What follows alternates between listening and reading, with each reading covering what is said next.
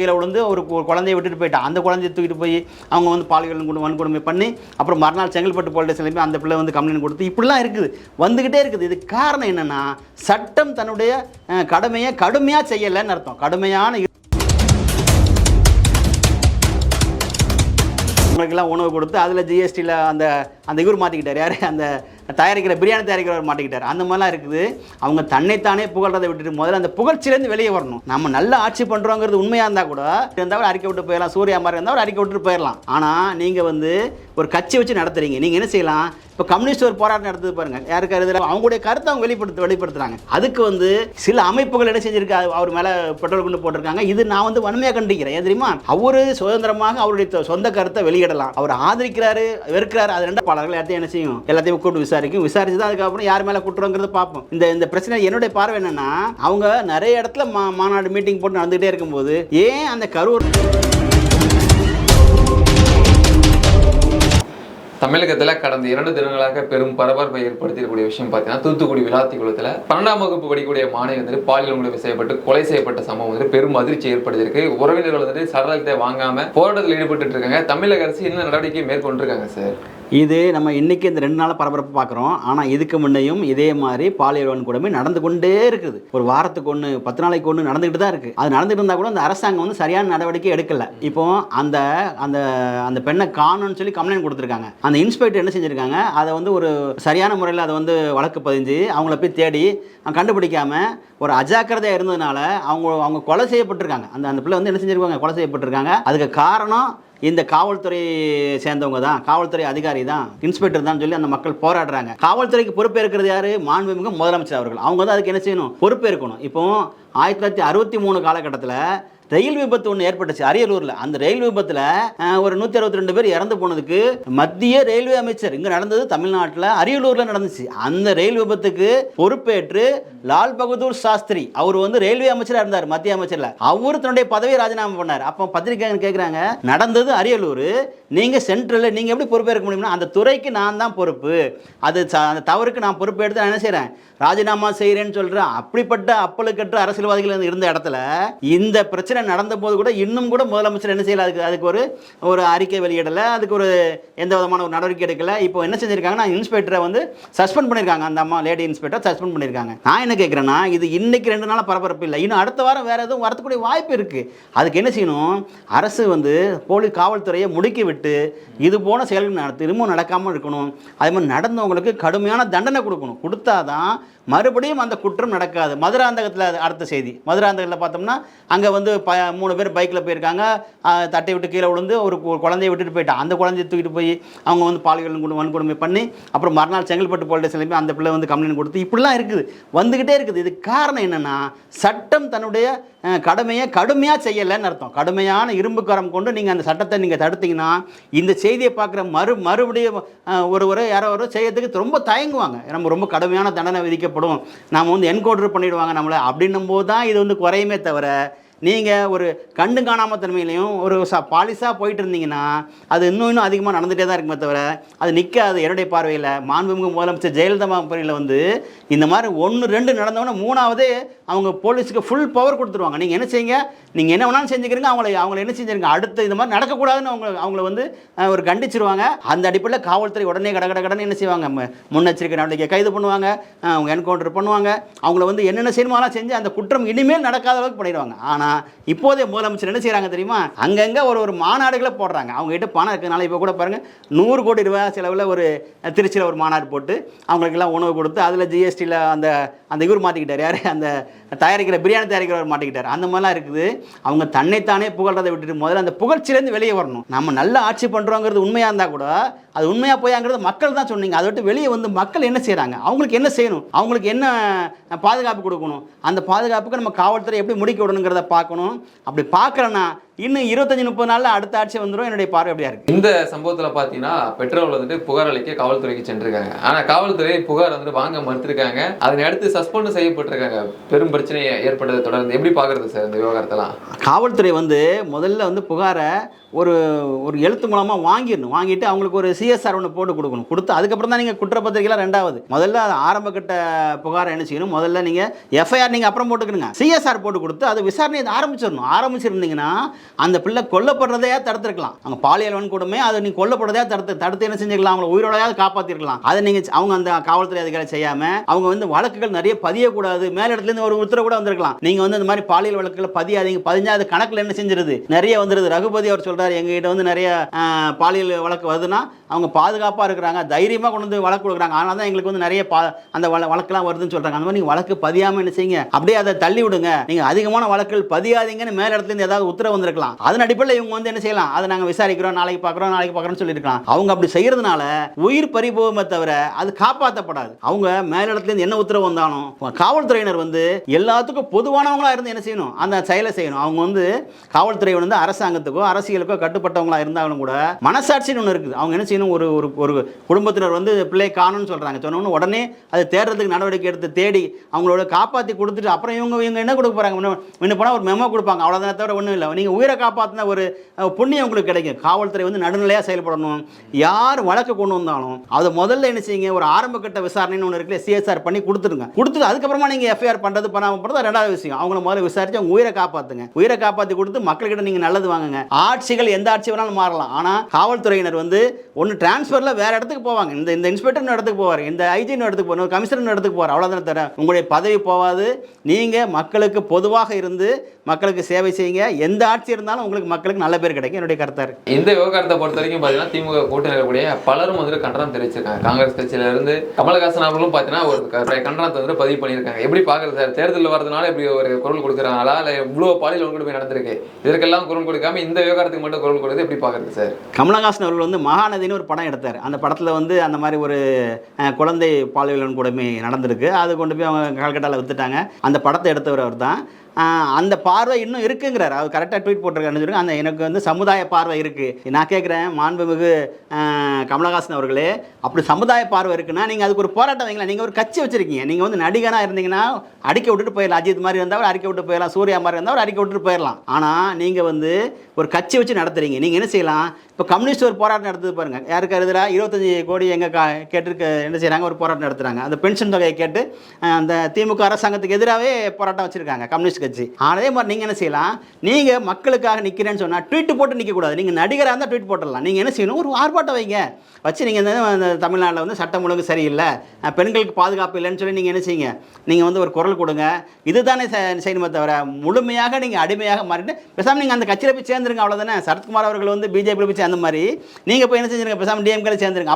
அப்போ கூட ட்வீட் போட முடியாது. நீங்கள் என்னுடைய பார்வை வந்து ஒரு கட்சியாக இருக்கும்போது நீங்கள் இந்த அரசாங்கம் செய்யக்கூடிய ஒரு தவறுகளை சுட்டி காட்டக்கூடிய தோழமை சுட்டுதல்னு சொல்லிக்கிறீங்க. என்ன செய்யுங்க, தோழமை சுட்டுதல். அடிக்கடி திரும்ப அவர்கள் வந்து சொல்லுவாங்க, என்னன்னா நாங்கள் தோழமை சுட்டுதல் காட்டுறோம். அந்த மாதிரி நீங்கள் என்ன செய்யுங்க, ஒரு போராட்டம் வைங்க. போராட்டம் வச்சு அதை மக்கள்கிட்ட நீங்கள் எடுத்துகிட்டு போங்க. அப்போ தான் அவங்க கட்சி இன்னும் ஒரு 3 சீட்டுக்கு 6 சீட்டாக வந்துருமே தவிர இல்லைன்னா சுத்தமாக இல்லாமல் போயிடும். என்னுடைய பார்வை தான் இருக்குது. தமிழகத்தில் பல பிரச்சனைகள் வந்துட்டு மறக்க முடியாத நிகழ்வுலாம் நடந்திருக்கு. ஆனால் அந்த சினிமா துறையில் பலரும் வந்துட்டு குரல் கொடுக்காம இருக்காங்க. கடந்த ஆட்சியில் வந்துட்டு பொங்கி எழுந்தவர்களாம் இப்போ அமைதியாக இருக்காங்களே, எப்படி பார்க்குறீங்க சார்? அது அந்த ஜோதிகாலாம் குரல் கொடுத்தாங்க, ஜோதிகா குரல் கொடுத்தாங்க, சூர்யா குரல் கொடுத்தாங்க. அவர் வந்து ஆரம்னு ஒரு அறக்கட்டளை வச்சுருந்தார். எல்லாம் சரி தான்.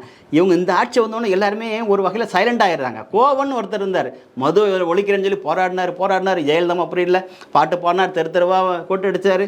ஒரு பாட்டு கூட பாடினார், இட்லி 10 ரூபா, தண்ணி பாட்டில் 10 ரூபா, நான் வாழ வச்ச தெய்வம்னு சொல்லலைன்னா 90 வாழ்ந்ததில் அந்த அம்மாவை பார்த்து பாடி பாடுங்கள் ஜெயிலுக்கு வேற போயிட்டு வந்தார். அவங்களாம் இப்போ எங்கே இருக்காங்கன்னே தெரியல. அந்த மாதிரி இந்த திமுக அரசாங்கம் வந்துச்சுன்னா சமுதாய ஆர்வலர்கள் இருக்காங்களே, அவங்கெல்லாம் கொஞ்சம் பேர் காணாமல் போயிடுறாங்க. அப்புறம் வேற ஆட்சி வந்தோன்னா எல்லாரும் என்ன செய்கிறாங்க, அந்த கூடி கும்மாலாம் போடுறாங்க. என்னுடைய கருத்து, இந்த ஜோதிகா அவர்களுக்கெல்லாம் கூட எதுக்கு குரல் கொடுக்கலாம். இவங்கெல்லாம் வந்து என்ன செய்யலாம், ஒரு ட்வீட் போடலாம், குரல் கொடுக்கலாம், சூர்யா கேட்கலாம். இந்த மாதிரி இந்த நடிகர்கள் என்ன செய்யலாம், தங்களுடைய பொது பார்வையை, மக்களுக்கு சேவை செய்கிற பொது பார்வையை, இந்த மாதிரி பிரச்சனை வரும்போது நான் உங்களை சொல்கிறோம். சும்மா இருக்கிற சாதாரண நேரத்தில் உங்களை குரல் கொடுக்க சொல்லலையே.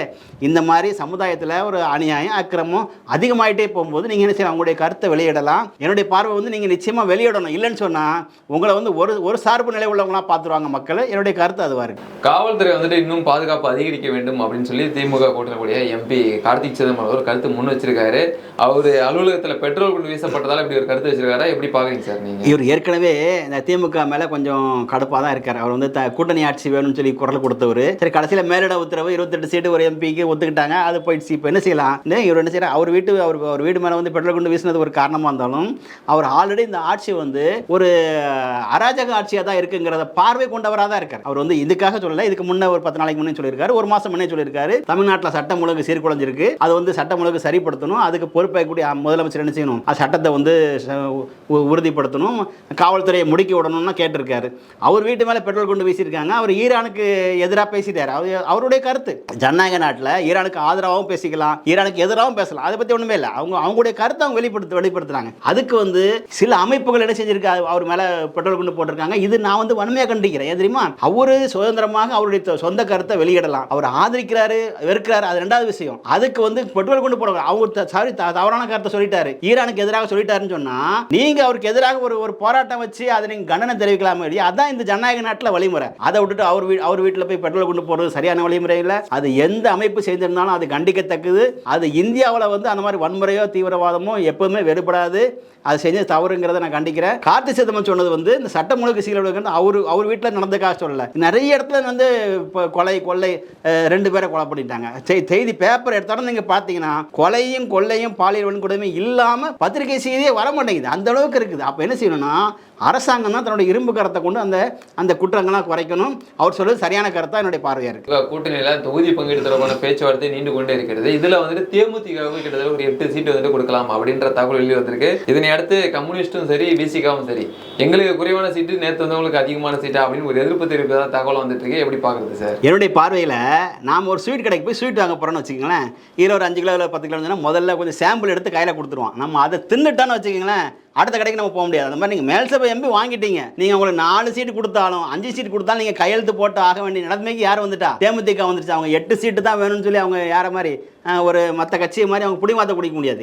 ஆல்ரெடி நீங்கள் ஒப்பந்தம் கையெழுத்தானது மாதிரி தான். என்னுடைய பார்வையில் அவங்க ஒரு மேல் சபை எம்பியோட சேர்த்து அவங்க 4 சீட்டு 5 சீட்டுன்னு சொல்லி எழுதி முடிச்சிருப்பாங்கன்னு நினைக்கிறேன். அதாவது அது இன்னும் வெளியே கொண்டு வரல. என்ன செய்யல, மேல் சபை எம்பி ஒன்று கொடுக்கும்போது 4 எம்எல்ஏ சீட்டுன்னு சொல்லி ஒதுக்கி கையெழுத்து போட்டு வாங்கியிருப்பாங்க உள்ள கூட. ஏன்னா முடிக்காம அவங்க வந்து என்ன செய்ய மாட்டாங்க, அந்த பேச்சு ஓரளவுக்கு ஒரு ஓரலாக பேசவா சொல்லியிருப்பாங்க. ஆனால் அது இன்னும் வெளியிடலை. அது வந்து என்னுடைய பார்வையில் வந்து தேமுதிகவுக்கு அவங்க கொடுக்குறது 8 சீட்டாக இருக்கிறதுக்கு வாய்ப்பு இல்லை, அதோட குறைவாக தான் இருக்கும். கம்யூனிஸ்ட் அதிகமாக கேட்குறாங்க. ஏன்னா அவங்க வந்து பல ஆண்டுகளுக்கு முன்னாலாம் வந்து அவங்க எதிர்க்கட்சி அந்தஸ்தில் இருந்தவங்க. 1952 57 அந்த 2 காலகட்டத்திலையும் திமுக அந்த காங்கிரஸுக்கு எதிர்க்கட்சியாக இருந்த வலிமை கொண்ட கம்யூனிஸ்ட் இன்னைக்கு கழுத தேஞ்சி கட்டுறமா போய் 6 சீட்டில் போய் இப்போ அதுல 4 சீட்டுக்கு வரப்போகுதுன்றாங்க. அவங்க அதிகமாக கேட்கறது நம்ம தன்னை இருப்பு காட்டுறதுக்காண்டியும், ரெண்டாவது இப்போ அதுக்கு ஒரு போராட்டம் வச்சிருக்காங்க. அந்த பென்ஷன் போராட்டத்தை வச்சு தங்களுடைய பலத்தை காட்டி அவங்க வந்து என்ன செய்யலாம், அதிகமான சீட்டு கேட்கக்கூடிய வாய்ப்பு இருக்கு. இதுக்கு நெட்டிசன் பதில் சொல்றாங்க, 25 கோடி ரூபா வாங்கிட்டு நீங்க மறுபடியும் பேசுறீங்களே, 10 கூட ஒரு 5 கோடி ரூபா சேர்த்து கொடுத்துட்றோம்,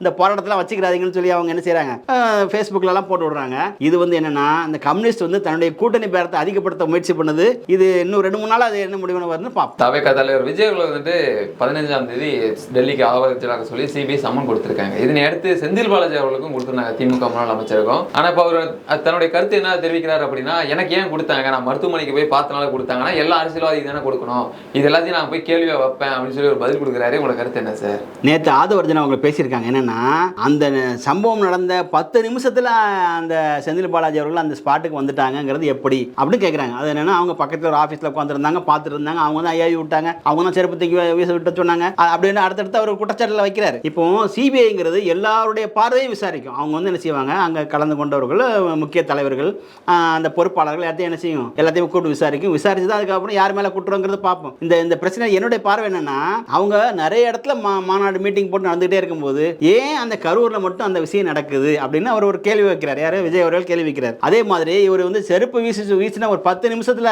இவங்க வந்துட்டாங்கன்னா, இந்த ஆஸ்பத்திரிக்கு வந்துட்டாங்கன்னு சொன்னா அப்போ ரெடியா இருந்திருக்காங்க முன்கூட்டி இந்த மாதிரி ஒரு பிரச்சனை வரும், இந்த பிரச்சனை ஏற்படுத்தினாங்களா ஏற்படுமாங்கிறது ரெண்டாவது விஷயம். அவங்க விசாரிச்சு கொண்டு வருவாங்க. உடனே ஆம்புலன்ஸை கொண்டு வந்து அதுல ஒரு 2 ஹவர்ல சிஎம் வேற அங்க வந்து வந்துட்டாருங்கிற இதெல்லாம் வந்து உன்னோட ஒன்று தொடர்பு கொண்டதாக இருக்குது. இதெல்லாம் வந்து பார்க்கும்போது அமலாக்கத்துறை அவங்க சிபிஐ விசாரிச்சு என்ன செய்வாங்க, அதோடைய உண்மையை வெளிக்கொண்டு வருவாங்க. இவர் சம்மன் கொடுத்தது அடிப்படையில் இவர் போய் இவர் பதில் சொல்லணும். அவங்க என்ன நடந்தது, நாங்கள் இத்தனை எதுக்கு போனோம், எதுக்கு தயாராக இருந்தோம், நீங்கள் எதுக்கு இத்தனை ஆம்புலன்ஸ் தயாராக வச்சிருந்தீங்கன்னு அவங்களும் கேட்பாங்க. இவங்க வச்சிருந்த ஆம்புலன்ஸ் 12 ஆம்புலன்ஸ், அவங்க தனியாக வேற ஆம்புலன்ஸ் கொண்டு வந்திருக்காங்க. இதெல்லாம் நீங்கள் ஏங்க வச்சிருந்தீங்க, இது நடக்கும் உங்களுக்கு தெரியுமா, அதை நீங்கள் தூண்டி விட்டீங்களான்னு சொல்லி கேள்வி கேட்பாங்க. இதெல்லாம் வெளியே வரும்போது, உண்மை வெளியே வரும்போது இவர் மாட்டுவாருன்னு ஆதவ அர்ஜுனா சொல்றாரு. இது சிபிஐ விசாரணைக்கு அப்புறம் தான் தெரியும். 15ஆம் தேதி இதோட விசாரணையை பார்ப்போம்.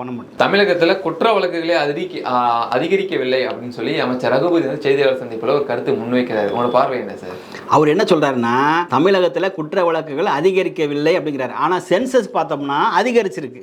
அன்புமணி அவர்கள் சொன்ன கணக்கில் பார்த்தோம்னா தமிழ்நாட்டில் குற்ற வழக்குகள் சதவீதத்தை தாண்டி போயிட்டு இருக்குங்கிறாங்க. அதுக்கு ரகுபதி ஒரு சப்பக்கட்டு கட்டுறாரு. என்ன சொல்றேன்னா, காவல்துறையில் வந்து தைரியமாக வழக்கு கொடுக்குறாங்க, அதனால தான் பதிகிறாங்க. வேற மாநிலத்தில் என்ன செய்ய மாட்டாங்க, வழக்கு பதிய மாட்டாங்க, கொடுக்க மாட்டாங்கன்றாங்க. அதுக்கு இவர் சொன்னதுக்கு மாறாதான் இங்கே வழக்கு பதியவே இல்லை. எங்க அந்த நெல்லையில் வந்து என்ன செய்யல, அந்த வழக்கு பதியாமல் தான் அந்த இன்ஸ்பெக்டர் என்ன செஞ்சிருக்காங்க, மாற்றிருக்காங்க. அப்போ இவர் சொன்னது நேற்று பேட்டி கொடுத்ததுக்கு முந்தானத்துக்கு என்ன செய்யுது, இவருடைய சொல்லுக்கும் அந்த செயலுக்கும் வித்தியாசம் இருக்குது. தமிழகத்தில் குற்ற செயல்கள் அதிகரித்து தான் இருக்குது, வன்முறை அதிகமாக தான் இருக்குது, அதே மாதிரி கொலை அதிகமாக தான் இருக்குது. தினந்தோறும் 2 கொலைகள் 1 கொலை நடந்துட்டு தான் இருக்குது. இதுக்கு வந்து இவங்க சப்பக்கட்டு கட்டி இவர் வந்து அந்த அமைச்சராக இருக்கிறனால அந்த அரசாங்கத்தை சப்போர்ட் பண்ணுறதா தவிர, ஆனால் ரிப்போர்ட் என்ன சொல்லுதுன்னா தமிழ்நாட்டில் வன்முறை அதிகரிச்சிருக்குன்னு தான் சொல்லுது. வன்முறை அதிகமாக இருக்குது, கொள்ளை அதிகமாக இருக்குது, பாலியல் வன்கொடுமை அதிகமாக இருக்குது, அது சட்டம் ஒழுங்கு சீர்கெட்டு இருக்குன்னு தான் சொல்லுது. அதை சென்சஸ் அந்த சர்வே கணக்கில் சொல்கிறாங்க. மற்ற மாநிலத்தில் எவ்வளோ இருக்குது, இந்த மாநிலத்தில் எவ்வளோ இருக்குது அப்படின்னு சொல்லி சொல்கிறாரு. நீங்கள் என்ன கணக்கு சொன்னாலும் மக்கள் உங்களை என்ன செஞ்சுருக்காங்க, டிவியில் பார்த்துட்டு இருக்காங்க. அவங்களுக்கு ஒரு பாதுகாப்பற்ற சூழ்நிலை இல்லைன்னு சொன்னால் இந்த ஆட்சியை அடுத்த தடவை கொண்டு வர மாட்டாங்க. இதனுடைய பார்வையாக இருக்குது. இஸ்ரேல் ஈரான் போருக்கு நடுவே பார்த்தீங்கன்னா ஹார்மோஸ் நீரணி வந்துட்டு இந்தியாவுக்கு மட்டும் கப்பல் வந்துட்டு கடக்க அனுமதி கொடுத்துருக்காரு முஸ்தபா கோமேனி. எப்படி பார்க்குறீங்க சார்? இது வந்து இந்தியாவை ஈரான் அப்போவே சப்போர்ட் பண்ணிச்சு. எப்போ தெரியுமா, புல்வாமா தாக்குதலில் பாகிஸ்தானுக்கு ஆதரவாக Saudi Arabia, Qatar, Oman, Kuwait போன்ற நாடுகள் பாகிஸ்தானுக்கு சப்போர்ட்டாக இருந்தது. அரபு நாடுகள் பூரா அந்த புல்வாமா தாக்குதலுக்கு பாகிஸ்தானுக்கு சப்போர்ட்டாக இருக்கும்போது ஈரான் மட்டும்தான் இந்தியாவுக்கு என்ன செஞ்சிருக்கு, நீங்கள் செஞ்சது சரியான செயல் தான் சொல்லி சப்போர்ட்டாக இருக்குது. இந்தியாவும் ஈரானும் நட்பு நாடுகளாக இருந்திருக்கு. அந்த அடிப்படையில் நம்முடைய இந்தியாவுடைய 2 கப்பல்களை மட்டும் அந்த கச்சா எண்ணெயை கொண்டு வர்றதுக்கு அனுமதி கொடுத்துருக்கு. அனுமதி கொடுத்து முடிச்சுட்டு அதோட என்ன செஞ்சால் திரும்ப லாக் பண்ணிட்டாங்க. இனிமேல் வந்து வேற எந்த நாட்டுடைய எண்ணெய் கப்பலும் போகக்கூடாதுன்னு சொல்லிட்டு நேற்று அமெரிக்காவுடைய எண்ணெய் கப்பலை ஒன்று போட்டுட்டாங்க. ஈராக்குடைய எண்ணெய் கப்பலையும் குண்டு வீசி ட்ரோன் குண்டுலாம் அழிச்சிட்டாங்க. இந்த அடிப்பில் பார்க்கும்போது ஈரான் வந்து நமக்கு நட்பு நாடாக இன்னைக்கு இல்லை, பல ஆண்டுகளாக இருந்திருக்கு. மன்மோகன் சிங் காலத்தில் கூட அவர் அயோத்துல்லா கோமேனி இங்கே இந்தியாவுக்கு வந்து நம்ம கூட வந்து நட்பாக இருந்துரு அந்த சம்பவங்கள்லாம் இருக்குது, அந்த போட்டோலாம் இருக்குது. அந்த அடிப்படையில் பார்த்தோம்னா நம்ம இப்போ இருக்கிற முஸ்தபா கோமேனி வந்து நமக்கு சப்போர்ட்டாக தான் இருக்கார். நாமும் என்ன செய்கிறோம், இந்தியா அந்த அவருடைய அயோத்துல்லா கோமேனி அவருடைய இறந்து போனதுக்கு நம்ம வந்து கண்ணீர் அஞ்சலி செலுத்தியிருக்கோம். இப்போ பார்த்தோம்னா இந்தியாவும் ஈரானும் நட்பு நாடாக தான் இருந்திருக்கு. இது இன்னும் தொடரும். நமக்கு எண்ணெய் தட்டுப்பாடு வராமல் ஈரானும் பார்த்துக்கிறோம், நம்ம இந்தியாவுடைய பாரத பிரதமர் மோடிஜி பார்த்துக்குறாங்க. நமக்கு இந்தியாவில் வந்து எண்ணெய் தட்டுப்பாடு வரதுக்கு வாய்ப்பு இல்லை. 40 நாடுகள்லேருந்து நமக்கு வருது. முக்கியமாக வரப்போகிறது வந்து அந்த ஹார்மோஸ் அந்த நீர்நிலை வழியாக வரக்கூடியது வந்துடுச்சு. அதை தவிர நமக்கு வேறு நாடுகள்லேருந்து வந்துகிட்டு இருக்கு. ரஷ்யாவிலேருந்து வந்துட்டு இருக்கு, நமக்கு பிலிப்பைன்ஸ் வந்துட்டு இருக்கு, நமக்கு வேறு நாடுகள்லேருந்து என்ன செஞ்சுட்டு இருக்கு, எண்ணெய் வந்துட்டு இருக்கு.